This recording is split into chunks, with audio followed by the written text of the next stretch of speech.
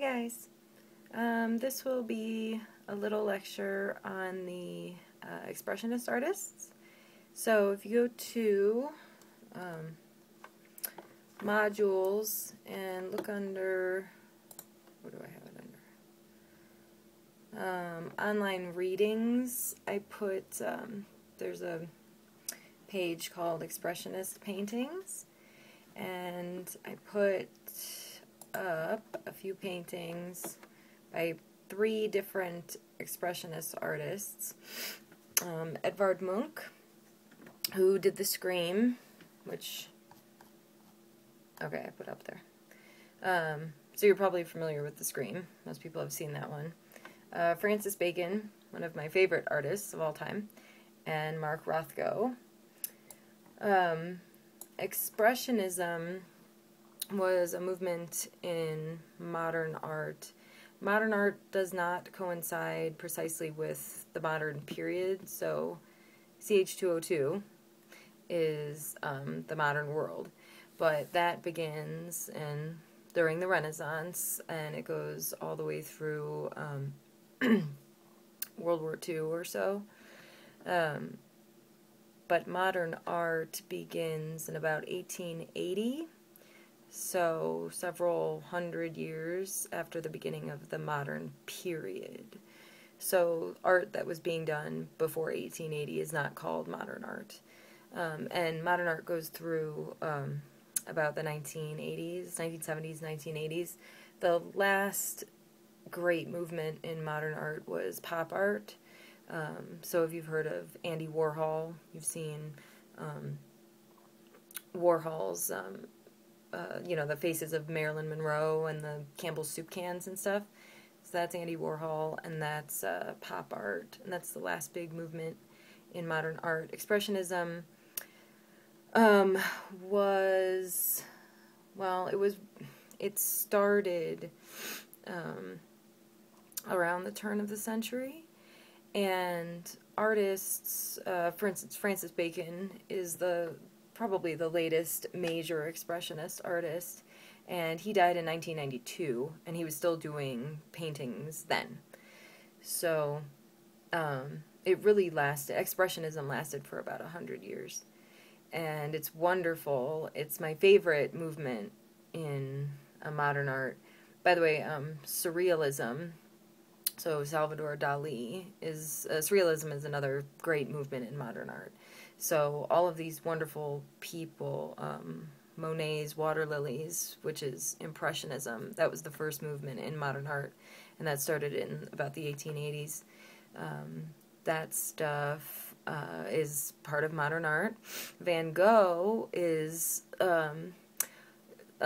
he's considered an Expressionist. I personally think that he has far more in common with Expressionist characteristics than Impressionism. A lot of people say that he's what's called a post-impressionist, but and well, he is. I mean, I guess that's where he falls in terms of when he was doing his best paintings, but he has a lot to do with Expressionism.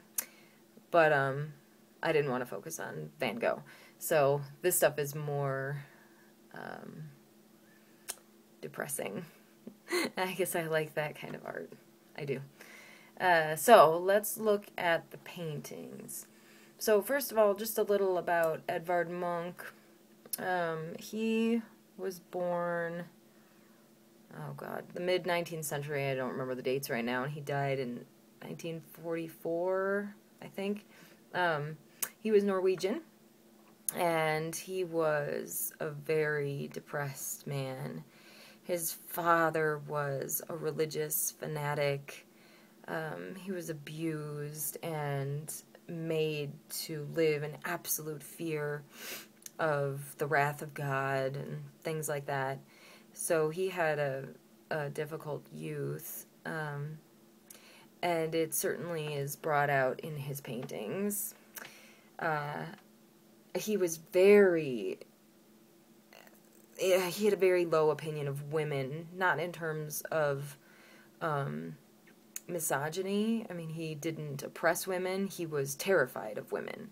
All of his paintings, no matter what they may seem, are filled with anxiety. In fact, I put up one of his paintings that's called Anxiety.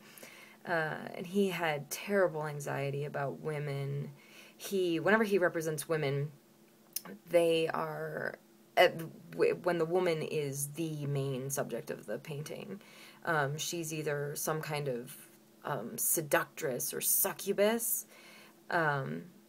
or she is being oppressed. And not in a way that he is not trying to do the oppressing. He saw women oppressed, and as he saw it, their way of reacting against their oppression was by trying to take power sexually. And anyway, he was terrified. So, whatever.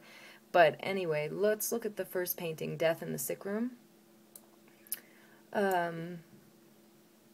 So you'll notice, first of all, the color of the floor, I think, is, well, all of the colors are important. I mean, the main colors, I think, that stand out is the sort of yellow. It's almost a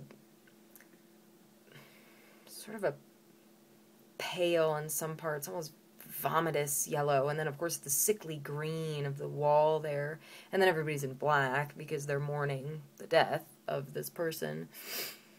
And you'll notice that nobody is looking at each other, nobody seems to be connecting to each other, and then the main woman who's looking at the viewer, who's looking at you, you see, I mean, her eyes have, he specifically put under there the sort of the shadows, and all around it's red from tears, or there's always this sense of illness that runs through his paintings. Something is always sick, diseased, and it's diseased, it's fevered or feverish, because the world is diseased. For Munch,